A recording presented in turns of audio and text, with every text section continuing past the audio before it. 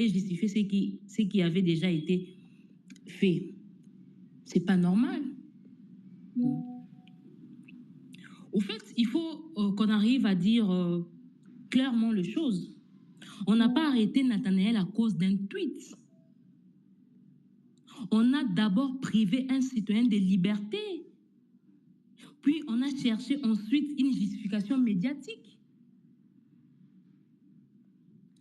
C'est une inversion grave des règles dans un État qui se prétend de droit.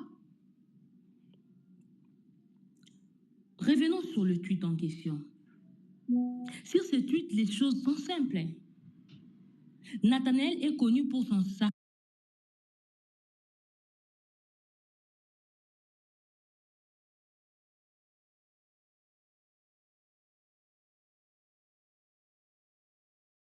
On voit ses publications sur Facebook, sur Twitter.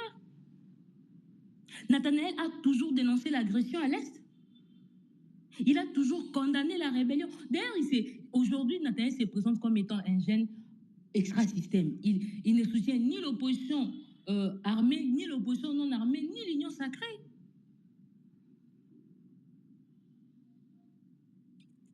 Mais disons les choses. Le débat est ailleurs. Sur le plan de droit, aujourd'hui, ça fait maintenant plus de 48 heures que Nathanaël est privé de liberté. Nous savons qu'au Congo, la Constitution fixe un cadre clair. La garde à vue ne peut jamais excéder 48 heures.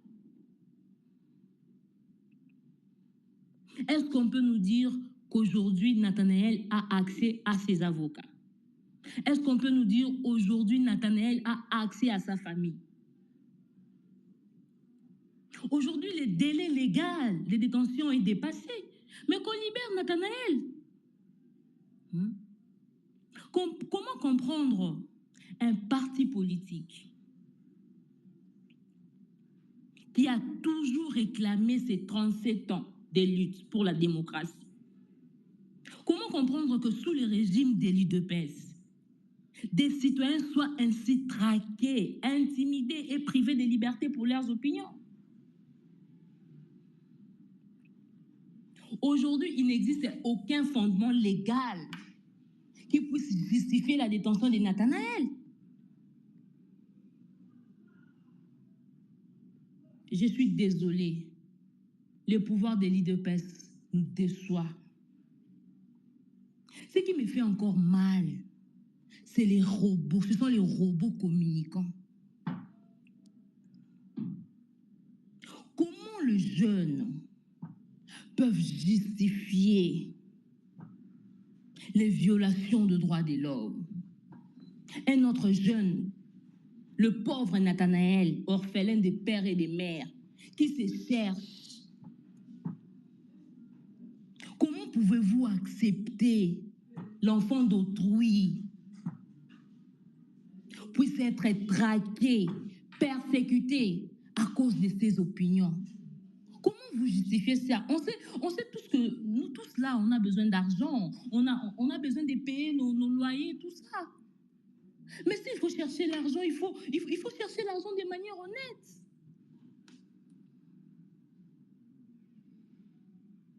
Je suis désolée pour la jeunesse congolaise. Je suis désolée. Je suis vraiment désolée. Qu'on nous dise aujourd'hui, où est Nathanaël? Prenons même, bon, on s'est dit, ok, Nathanaël banalise les crimes commis à l'Est. Ok, on est d'accord. Est-ce qu'une critique constitue une infraction?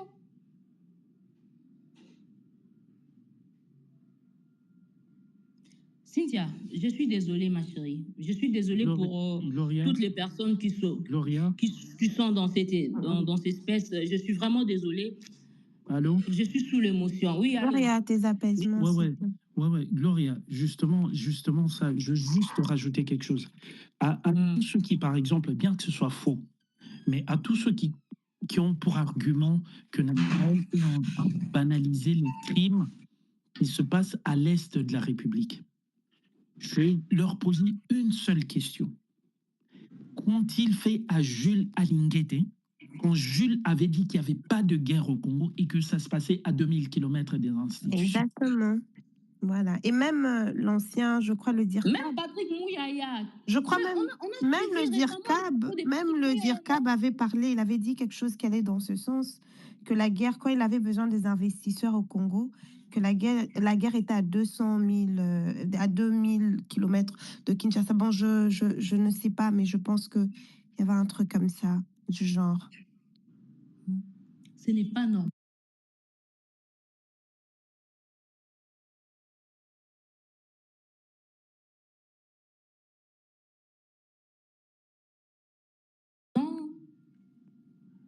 Qui vont être arrêtés dans l'avenir. Mais attendez, est-ce que tout le monde doit s'aligner derrière Félix Tshisekedi? Est-ce que tout le monde est censé d'applaudir les détournements? On doit se poser ces questions-là. Donc, si moi je comprends bien, selon la compréhension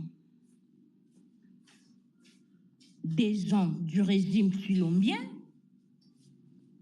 tous les jeunes Congolais doivent danser le Mkomboso, c'est ça.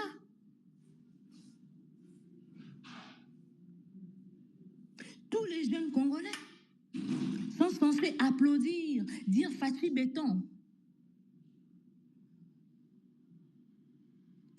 C'est ce qu'il dit, a dit pire ici dans ce pays. C'est ce qu'il dit a insulté Kabila. Je ne suis pas là pour dire, je ne suis même pas mieux placée pour dire Kabila a été mieux, Tshisekedi est pire. Non, je ne suis pas dans ces débats-là. Mais est-ce qu'aujourd'hui les partis au pouvoir peuvent faire un examen des consciences, peut regarder en arrière, voir sa trajectoire et se dire, je suis vraiment un parti qui a milité pour l'avènement de la démocratie dans ce pays? Quel est le crime de Nathan? Je reviens sur cette question. Quel est le crime de Nathan? Quel est le crime de Nathan?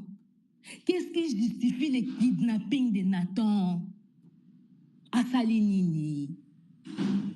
Même s'il faut interpeller quelqu'un, il faut le faire légalement. Il faut respecter la procédure.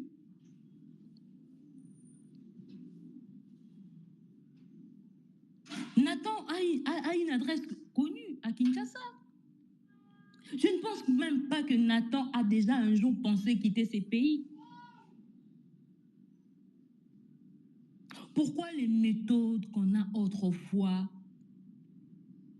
dénoncées, critiquées, aujourd'hui ces méthodes sont devenues la règle? Pourquoi? Cynthia, je suis désolée. Je suis désolée. J'ai parlé, l'autre fois j'étais sur TikTok, j'ai parlé de l'affaire Camizelo. Vous voyez vous-même ce qu'on a fait subir à Camizelo. Ils ont obtenu des aveux sous contrainte. En regardant Camizelo, ça se voit clairement que c'est un type qui a été traumatisé. Cynthia, si tu te rappelles, quand je suis sortie, Thomas, je t'ai dit, Anerwana, on va te torturer moralement. Ouais, La torture chez eux n'est pas que c'est pas que physique. Exactement. Torture n'est pas na bangoeza morale. Je ne peux même pas imaginer ce qu'ils sont en train de faire subir à Nathan. Je ne sais même pas. Je ne sais même pas imaginer, ma chérie.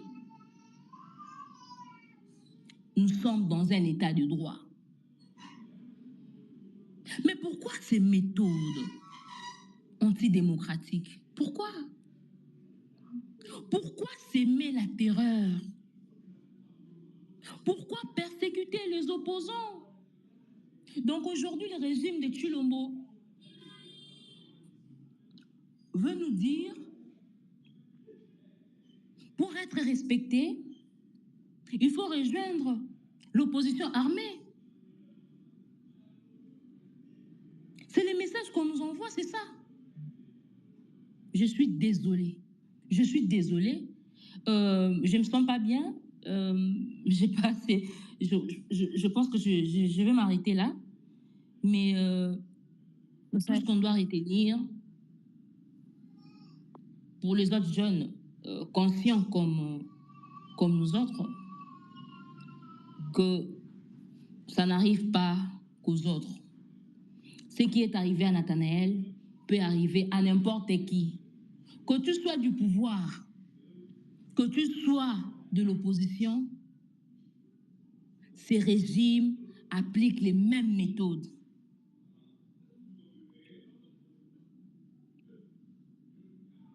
Il est temps aujourd'hui de dire non. Parce que si nous laissons ces méthodes antidémocratiques prospérer, ces gens vont pourrir la vie de beaucoup d'entre nous ici. Merci. Quand tu as parlé de... avait atteint presque 500 000 personnes et que c'était pendant la période électorale et que ça confortait un tout petit peu la position de l'actuel président de la République. Mais c'était vrai. Et moi, je me foutais complètement de ce que penseraient certains amis que nous avons dans l'opposition, etc. Tant que je le disais avec respect, mais que je disais ce que je pensais. Pourquoi je passe ce message? Je passe ce message au service des sécurités juste pour vous dire ceci. Le président de la République est une institution. Donc, arrêtez de croire que qui que ce soit a intérêt à voir s'écrouler une institution de la République. Des gens comme nous, et même des jeunes comme Nathanaël, ils disent ce qu'ils voient. Nathanaël, c'est un jeune, si vous connaissiez sa vie, c'est l'un des mecs les plus authentiques que je connaisse. Nathanaël, ce qu'il dénonce, il le vit. Il le vit dans sa chair, il le vit dans son quartier. C'est pas un mec qui met des masques. Et j'insiste sur le fait que Nathanaël s'est toujours, mais alors toujours, rangé du côté de la République. Alors, en ce moment d'instabilité dans le pays, il faut savoir qu'il y a un thermomètre qui soit encourage ou soit décourage certaines personnes à combattre avec véhémence derrière les autorités de la République. Ce thermomètre-là s'appelle la gouvernance. Au-delà de toutes les dérives d'un point de vue économique qu'on vit, il y a un élément très clé de la gouvernance de ces thermomètres qui est la gouvernance, c'est la liberté. Et croyez-moi, en pensant protéger l'institution président de la République, que nous protégeons tous, que nous soutenons tous, parce que même quand je dis des vérités, je donne un exemple, moi je suis un père de famille, quand je dis des vérités à ma femme, par exemple, il y a tel comportement que j'aime pas, il y a telle manière de gérer les choses que j'aime pas, ça veut pas dire que je n'aime pas ma femme. Au-delà du fait que le président de la République, en vrai, il n'a pas besoin de notre amour. Le président de la République a besoin de se rassurer que tout son peuple est sous la loi et que tout son peuple applique la loi. Et à la fin, lui-même, il saura que c'est un peuple comme nous tous et que lui également doit être en dessous de la loi. Donc, en posant des actes tels que vous le posez, en kidnappant une personne en pleine rue et en lui privant de sa liberté, en lui privant de l'accès à ses avocats conseils, en lui privant d'accès à sa famille. J'ai beaucoup aimé comme... je crois qu'il y avait quelqu'un ici qui l'avait dit en des termes très crus, mais j'avais vraiment aimé. Parce que deux fois, en fait, il faut vous choquer, il faut choquer les gens comme ça. Imaginez que depuis 2 jours, on ne sait pas si Nathanaël a mangé ou s'il a changé de sous-vêtements. Imaginez cette inhumanité-là. Est-ce que vous pensez qu'en agissant de la sorte, imaginez le nombre des personnes, le nombre des médias qui sont au courant aujourd'hui de l'enlèvement, de la disparition, de la séquestration de Nathanaël. Imaginez-vous un seul instant que vous aidez le président de la République. Est-ce que vous pensez qu'en agissant de cette manière-là, vous poussez le peuple à plus soutenir les institutions de la République? Je vous le dis très clairement, avec toute la fermeté, mais également avec tout le respect. Est-ce que vous pensez que agir de cette manière, en ces temps difficiles, le premier défi, c'est la gouvernance?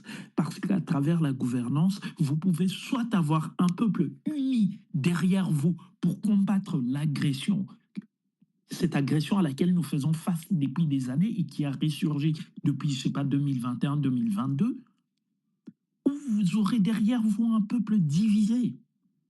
Chers services de sécurité, s'il vous plaît, faites bien votre travail. Pourquoi la justice existe? Pourquoi la Constitution existe dans notre pays si les au pied quand ça vous chante?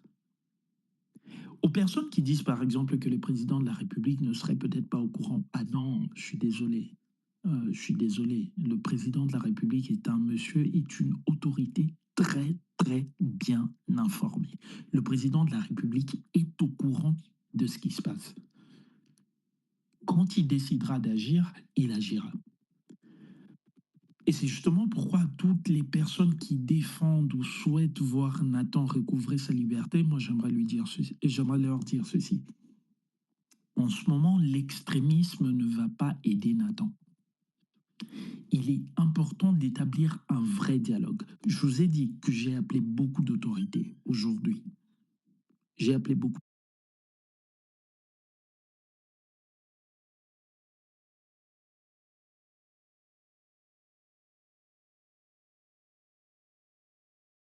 d'établis. Personnellement, je prends l'engagement solennel de prendre publiquement position contre Nathan.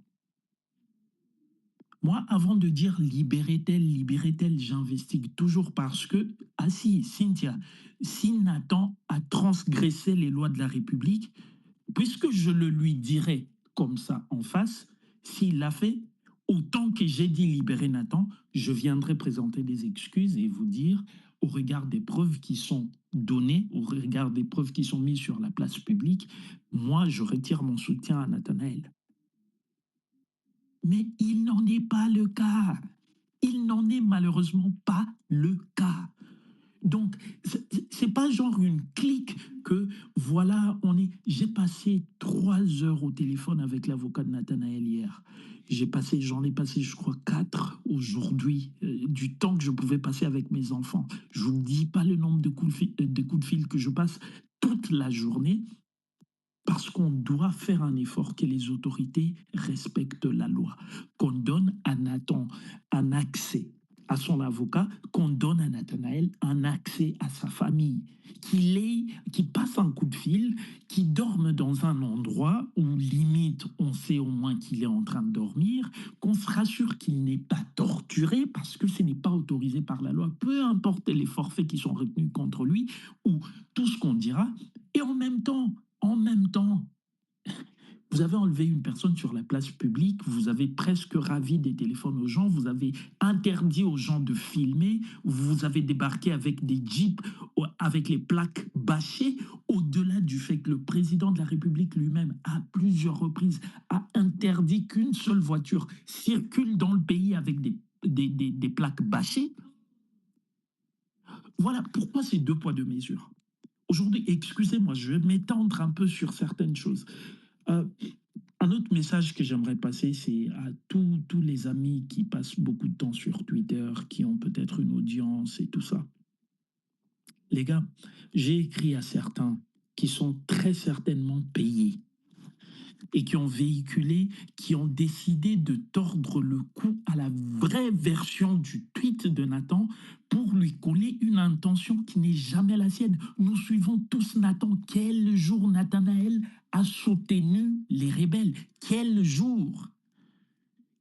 Il a fait un déni. Comment? Vous voyez très bien à la fin du tweet, il y a un hashtag. Moi, je crois qu'au fait, on a détruit le tissu de l'éducation de ce pays justement pour mieux manipuler les gens.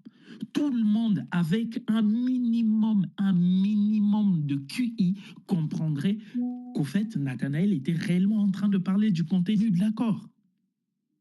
Voilà, on vous ressort des vidéos, on vous sort des tweets où Nathanaël condamnait très clairement l'agression. Il condamnait la réaction du ministre des Affaires étrangères du Rwanda en disant « Ouais, mais ils ont toujours nié. Pourquoi quand on parle du M23, à chaque fois c'est lui qui doit réagir, etc. etc. » Pourquoi vous n'avez pas le courage, pourquoi vous n'avez pas l'honnêteté de prendre également tous ces tweets-là et de les diffuser autant que vous avez diffusé ce tweet qui est réel, mais dont vous avez tordu le sens. Les amis, vous êtes lâches, vous êtes méchants, vous êtes mauvais. Je vais vous dire quelque chose.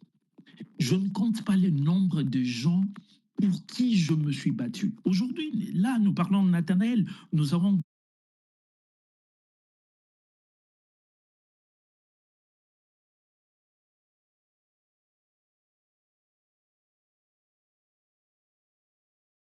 quelque chose. Hein. Moi, on ne m'a jamais arrêté.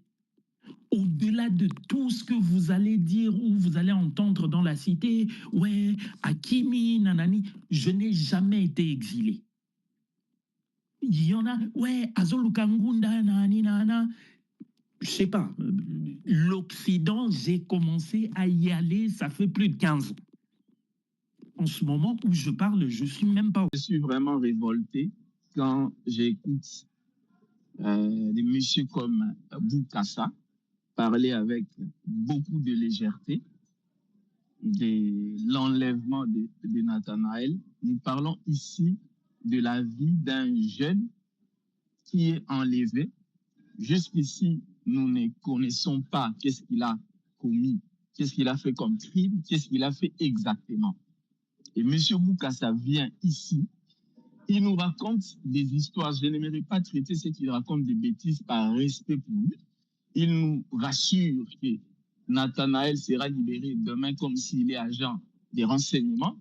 Il se permet même, entre guillemets, de nous dire qu'on devrait adapter notre discours à la volonté de Tshisekedi par peur d'être enlevé ou tué parce que nous sommes en Afrique. Monsieur Boukassa, le Congo n'appartient pas à Félix Tshisekedi. Félix Tshisekedi était opposant. Est-ce que lui et son père étaient tendres envers le président Kabila? Hein, il faut pas cracher sur la mémoire de ceux qui se battent. Beaucoup de gens sont en prison. Des gens comme des chérubins au Kenya ont été tués. L'Europe que vous citez, l'Amérique que vous prenez comme modèle de démocratie, pour qu'ils atteignent ce niveau, il y a eu des gens qui se sont sacrifiés, qui se sont battus. Et si Nathanaël a décidé aujourd'hui de se battre, d'entrer dans l'histoire, de faire partie des Congolais qui vont se battre pour que demain, la nouvelle génération puisse avoir accès à la liberté totale, qui êtes-vous pour les lui interdire? Hein, un minimum de respect pour son combat. Et puis, je n'apprécie pas ce discours qui, en fait, essaie de nous faire croire que, voilà, on devrait avoir pitié de Nathanaël. Non, moi, au contraire, je suis fier de Nathanaël. C'est un jeune de ma génération, mais c'est quelqu'un qui se bat et qui, en fait, veut s'affirmer. Et ça, c'est quelque chose de très important parce que nous sommes en face des fous.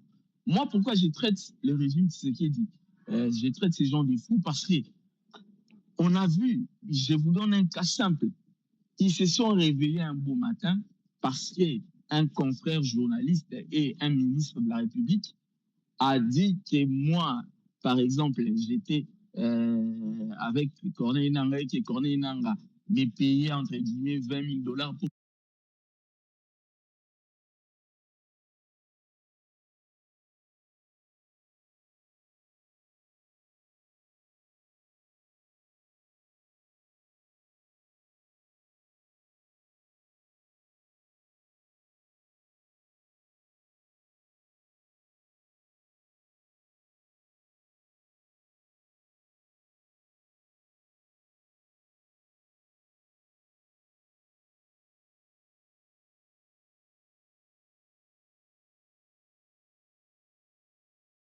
en train de vivre, ou soit nous ne voulons pas que d'autres jeunes demain vivent la même chose.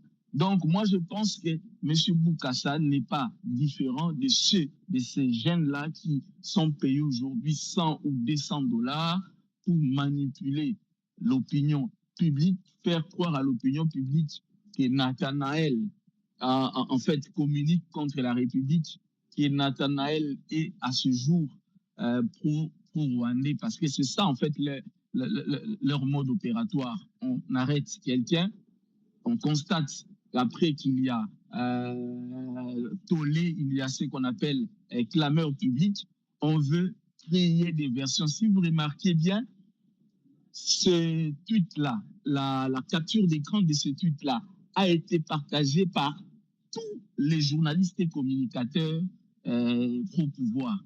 Ils ont écrit pratiquement les mêmes français, les mêmes fautes d'orthographe, ils ont partagé ça. Moi, par expérience, quelqu'un qui a déjà été aussi victime de de l'injustice, je sais comment ça se passe, je sais que les services de renseignement a envoyé les textes et la capture d'écran, on a distribué l'argent aux journalistes et leaders d'opinion pour essayer de détruire l'image de Nathanaël. C'est malhonnête, parce que j'ai aimé quelqu'un a dit ici, je crois Gloria ou je crois King, ils ont dit ici que nous connaissons tous le style de Nathanaël. Il est souvent dans l'ironie. Ceux qui ont étudié savent que l'ironie consiste à dire le contraire de ce qu'on veut faire entendre. Et souvent, Nathanaël est dans ce style-là. Ça, je pense qu'on devrait comprendre. Donc, c'est être méchant et moi, ça m'énerve. Donc, je suis d'accord avec ceux qui pensent qu'on doit continuer en fait, à mettre la pression. Nathanaël doit être libéré. S'il y a une infraction que Nathanaël à commettre, qu'il le dise ouvertement, que Nathanaël soit envoyé devant son juge naturel.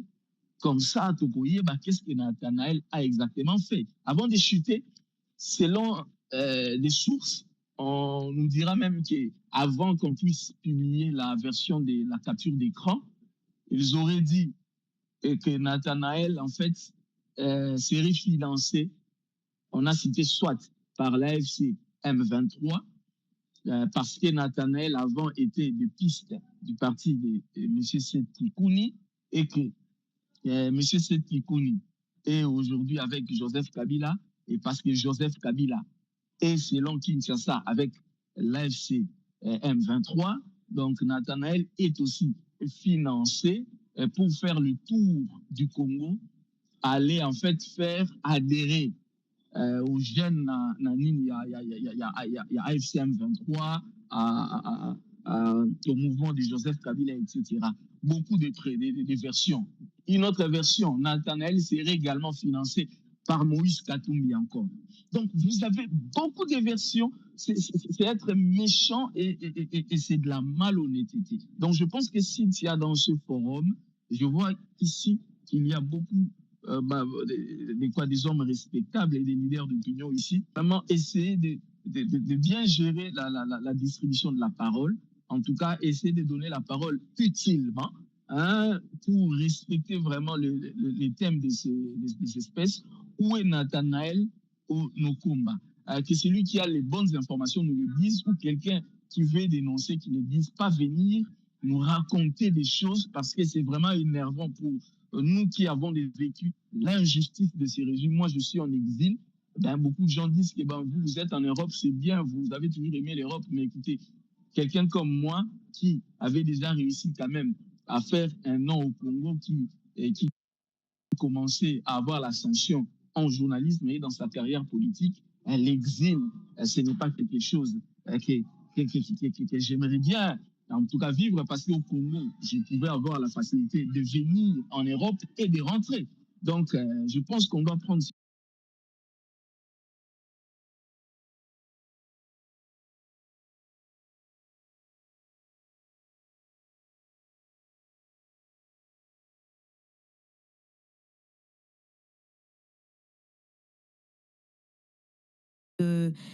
du pouvoir. Tu vois, c'est ça la démocratie. Nous nous battons pour ça. Alors du coup, on ne peut pas priver la parole aux autres. Mais on pourrait recadrer comme je le fais. Alèche, je voulais parler. Alèche, tu avais quelque chose à dire? Ouais, Yeah, vas-y. c'était juste vous remercier parce que là, je vais partir. Ok. J'ai une réunion tout à l'heure là. Euh, En tout cas, merci. Je veux juste rappeler à tout le monde, s'il vous plaît, s'il vous plaît, s'il vous plaît, n'oublions pas, tenons bon, communiquons, établissons des dialogues, parlons de Nathanaël. Peu importe, ça peut être très très long. Ça peut prendre 3 mois, ça peut prendre 6 mois, ça peut pas prendre 11 mois. S'il vous plaît, que ça ne soit pas un effet de buzz et que demain et qu'après 10 jours, 11 jours, qu'on oublie Nathanaël. Établissons le dialogue avec chacun de nous ici connaît forcément une autorité quelque part. Établissons le dialogue. Je tiens beaucoup à remercier mon ami Seth Kikouni qui a été parmi les premières personnalités politiques à monter sur le créneau pour justement dénoncer cet enlèvement de Nathanaël. Et lui-même qui a été victime de ça. Et juste en pensant à lui, au fait, j'aimerais revenir au fait, en enlevant une seule personne, on ne fait pas une seule victime. C'est important que tout le monde garde ça en tête. Nathanaël a de la famille qui vit dans le trauma en ce moment. Monsieur Seth, qui est passé par le même chemin, a vu sa femme perdre ses repères, a vu ses enfants perdre leurs repères uniquement parce que papa n'était plus là et qu'on ne savait même pas si papa allait revenir en vie. Donc, euh, faisons un effort de parler de Nathanaël jusqu'à ce qu'il soit libéré. On n'est pas là pour prendre parti bêtement, on est tous allés à l'école, tout ce qu'on veut. Si vous lui reprochez quelque chose, le protocole est connu, le protocole c'est la loi. Que dit la loi? La loi dit que tout doit se passer de cette manière-ci, c'est la procédure qu'on doit suivre. Déjà, dès le départ, la procédure a été biaisée. Donc, faisons un effort d'établir un dialogue pour que Nathan puisse sortir de ces géoles. Parce que, croyez-moi, c'est d'après les témoignages que j'entends, c'est très, très loin d'être aisé là où il est en ce moment. Et puis, peut-être un petit message à M. Boukassa que je découvre aujourd'hui. Mon frère, Boukassa, omoni kaka maloba yo lobi, soki ezalaka mutu mosusu nde alobaki yango, mbelekre likambo ya munene. Je répète une phrase que tu as dite à la fin de ton speech, Olobi, le jour où nous aurons un président ou un gouvernement qui aime vraiment le Congolais. En fait, ce tobi, tout ça, syllogisme. Ouais, heureusement, tu es très bien. Ce tobi, tout ça, la syllogisme. À droite, ça veut dire au fait que l'actuel président et l'actuel gouvernement n'aiment pas les Congolais.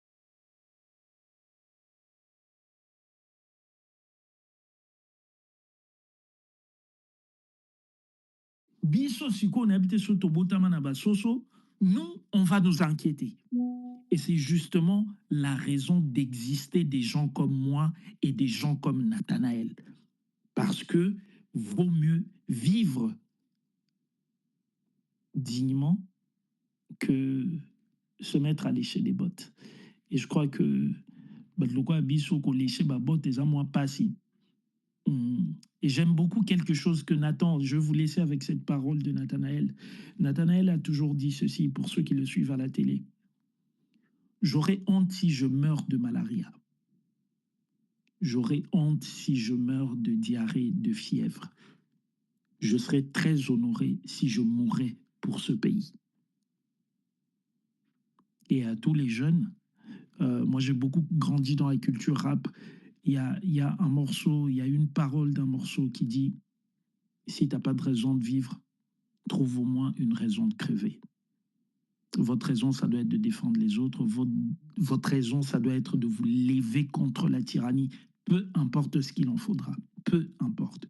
Voilà. Merci beaucoup à Cynthia. Bonne soirée à tout le monde. Bonne soirée, King. Merci à toi. Merci beaucoup. I'll call you tomorrow. Toi qu'on on parle. Et